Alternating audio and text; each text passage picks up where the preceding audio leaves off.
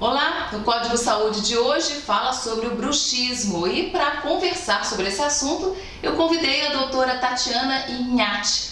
Ela é especialista nesse tema há muitos anos e vai tirar todas as nossas dúvidas. Antes de ver a entrevista, eu peço para que você aperte o botãozinho e se inscreva no canal, ok?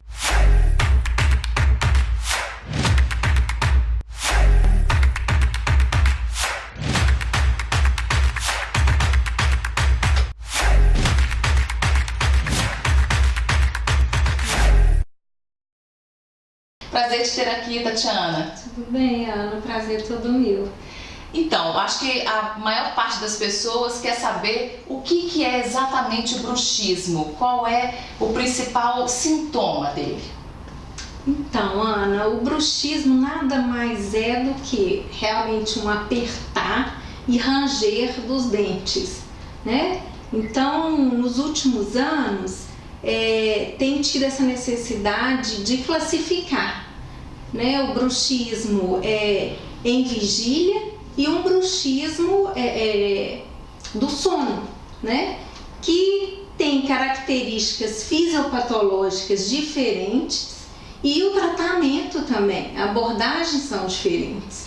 Então vamos falar de cada um. O bruxismo do sono é aquele que geralmente as pessoas falam mais, né? Eu acordei com uma dorzinha, depois eu descobri que eu tenho bruxismo, range o dente, acorda às vezes com um gostinho de sangue na boca, o companheiro fala assim, olha, ouvi um barulho estranho essa noite, né? Esse é o do sono. Porque na verdade o do sono, o bruxismo do sono é o que ocorre quando o paciente está dormindo, né? E o bruxismo da vigília, em vigília, é quando o paciente está acordado, que normalmente são hábitos ruins, né, que ele vai ter de apertar no momento de trabalho, mais de estresse, ele está sempre pressionando essa estrutura.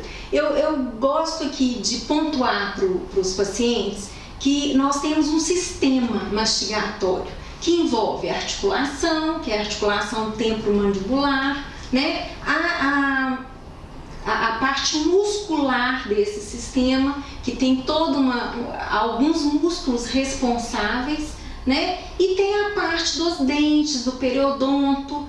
Então, o que acontece? Qualquer hábito ruim com esse sistema, um hábito de apertar, de ranger, de roer unha, de mascar chiclete, isso tudo pode estar tirando esse sistema mastigatório de um equilíbrio, né? Então, o que acontece? O bruxismo do sono normalmente são despertar à noite, né?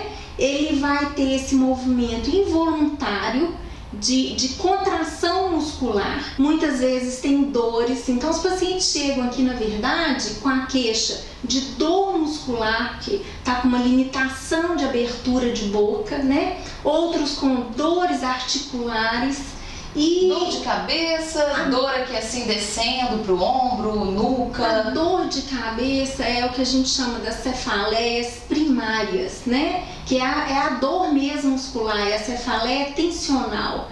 Então, são esses músculos, às vezes, da mastigação que estão inflamados e que irradiam dor para essa região de face. Mas o de vigília também não é involuntário? Às vezes a pessoa está trabalhando, está até inclusive com esse estresse, com essa ansiedade, como você citou, mas ela percebe que ela está apertando ou não? É involuntário ou não?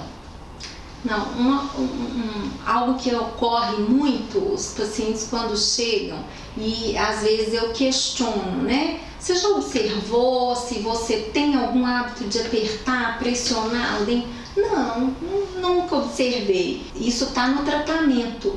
Então a gente trabalha que é uma terapia cognitiva comportamental. São hábitos ruins que ele tem durante o dia que ele vai ter que colocar a mão, entendeu? Então é uma postura de boca, a língua mais solta no céu da boca, um lábio vedado e dente afastado. Essa é a postura que ele tem que tentar manter o mais constante possível, quando ele não está deglutindo, quando não está conversando. E o diagnóstico é feito simplesmente por uma conversa, para você entender o dia a dia do paciente, os hábitos dele, ou tem alguns exames complementares, exames inclusive do sono, que tem essa relação com o sono? Sim, hoje em dia nós temos o recurso da polissonografia, né? Então, quando está ali mais evidente um bruxismo do sono, a gente pode fazer o recurso. Aliás, é necessário fazer essa investigação com a polissonografia, porque nos dá muitos dados, né? Mas algo assim que eu vejo que faz muita diferença é o contato mesmo, essa investigação do dia a dia do paciente, né? Os hábitos que ele tem, o questionário. Eu costumo usar um questionário que me dá assim várias informações que me direciona a fazer um planejamento para tratamento. E, obviamente, o exame clínico, porque aí você já começa a perceber o desgaste dos dentes, desgaste de peças, de amálgamas. Que mais que você já olha? A questão de machucado, né, na bochecha, na gengiva. Você estava até me contando que fez essa especialização, né, em periodontia, justamente para casar uma coisa com a outra, para ajudar os seus pacientes nesse processo que também desgasta a gengiva. Sim.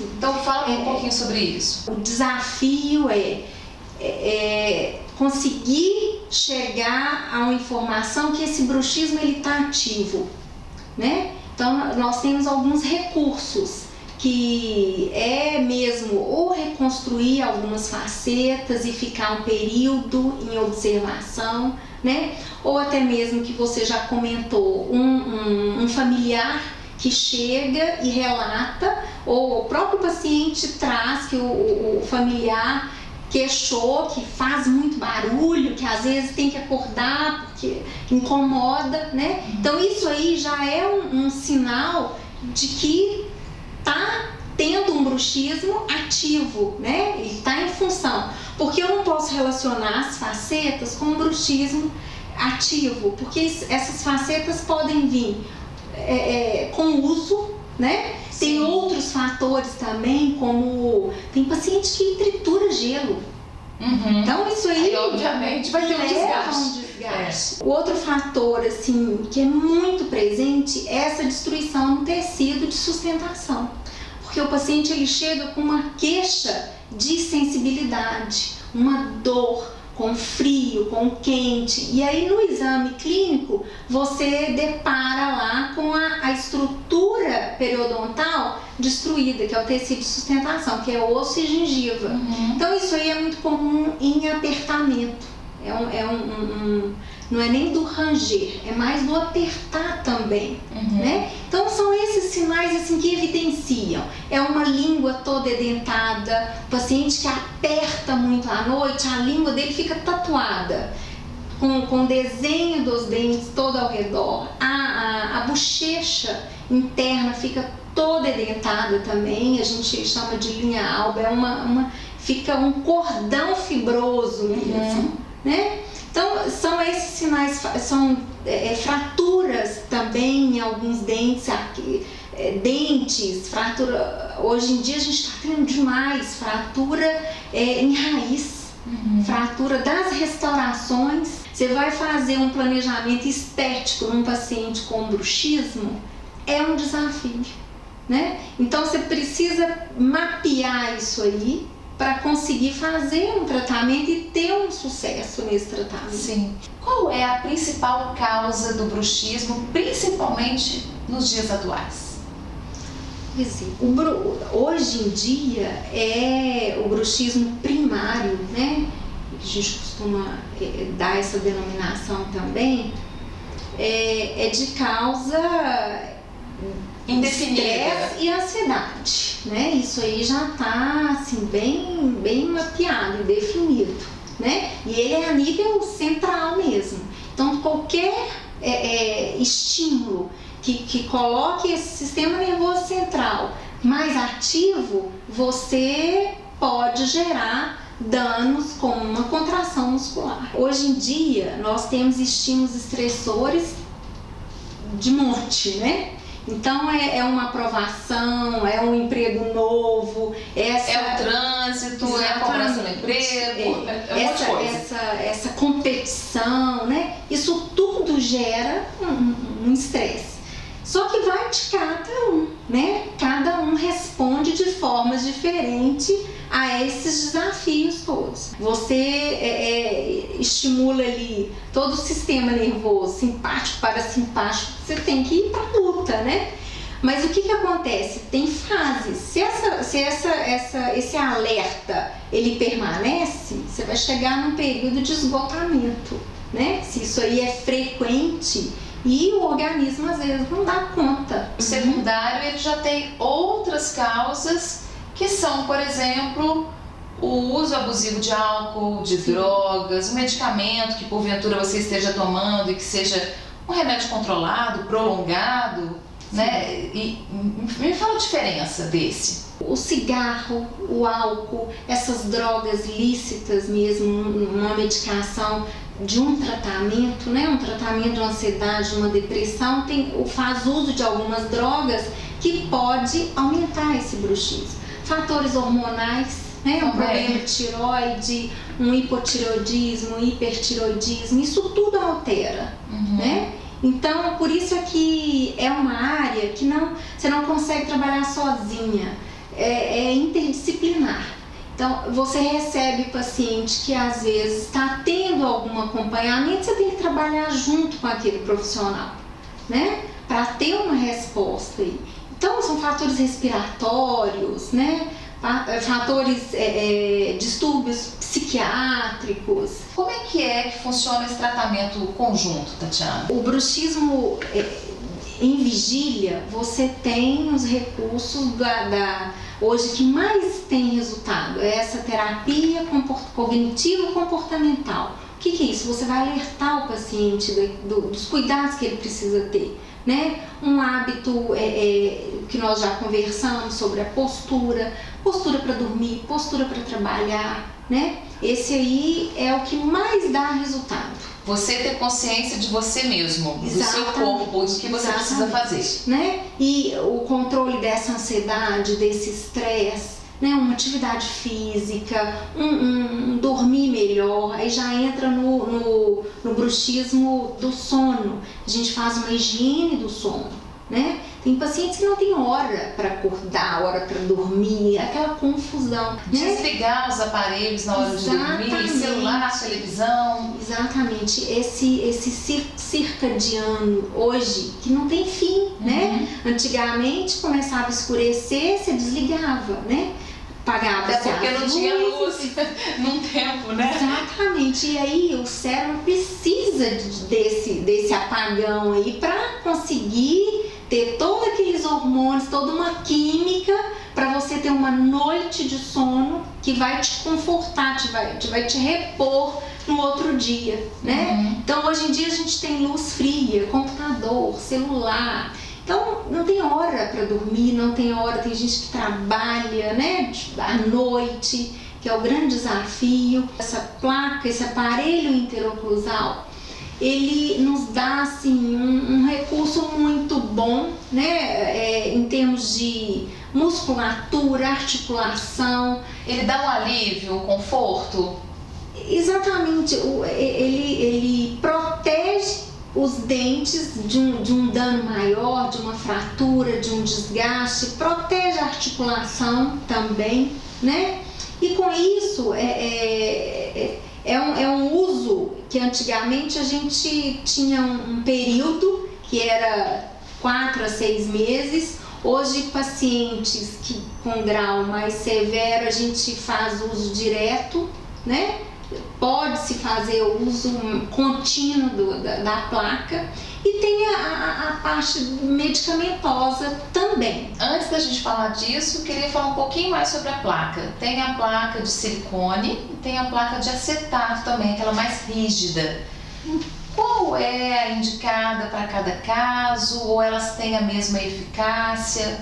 Então, Ana, a placa para o bruxismo é a placa rígida, tá? Essa de silicone, ela piora a situação. Por ser resiliente, ela pode, é como se fosse uma goma de mascar, né? Você tá ali estimulando. Então, não tem uso. Tem que usar mesmo a de acetato, que é moldada, né, com todos os seus dentes, com todas as suas obturações, enfim, ela é certinha para encaixar ali e te dar esse conforto. É um procedimento que é feito em laboratório, você molda, é a sua arcada, né, que é feita, ela tem todo um princípio ali, tem que ter toques, tem que ter guias, né, que isso aí vai te promover esse relaxamento. Eu recebo, às vezes, placa edentada, né? Placa travada. O paciente não pode ficar travado, ele tem que fazer os movimentos. É isso aí que vai proporcionar um relaxamento. A placa, né? Na verdade, ela é usada e ela só pode em cima, né? Exatamente. Ela pode ser feita superior e inferior. Tem a opção. Mais comum superior. Vamos falar dos medicamentos, né? Quando que eles são necessários? Quando que você entra com algum tipo de medicamento? O que mais usa, assim, são ansiolíticos mesmo, para melhorar essa qualidade do sono. Ou seja, é o entorno, né? Exatamente. Não é o bruxismo em si, é o entorno, são as coisas que causam esse ranger, ou este apertar. Isso. Né? Exatamente. Vamos falar da toxina? Quando que ela é usada? A toxina, o que ela promove? É um relaxamento dessa contração muscular, né? Então, tem alguns casos, o paciente ele usa a placa, mas ele não consegue, lógico que o paciente não vai controlar, mas esse apertamento, essa contração é muito presente. Então, a toxina ela nos ajuda nisso aí. E o bruxismo, ele pode atingir pessoas de qualquer idade? Hoje em dia nós estamos tendo muita prevalência na infância, né? Temos aí na fase adulta também e com a tendência a diminuir após os 60 anos.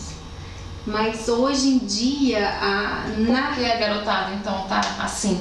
Então, tem muita relação com esses distúrbios respiratórios, né?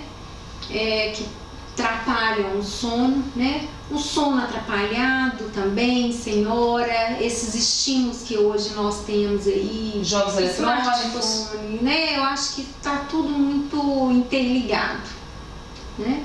E elas conseguem relatar para vocês, especialistas, tão bem quanto um adulto?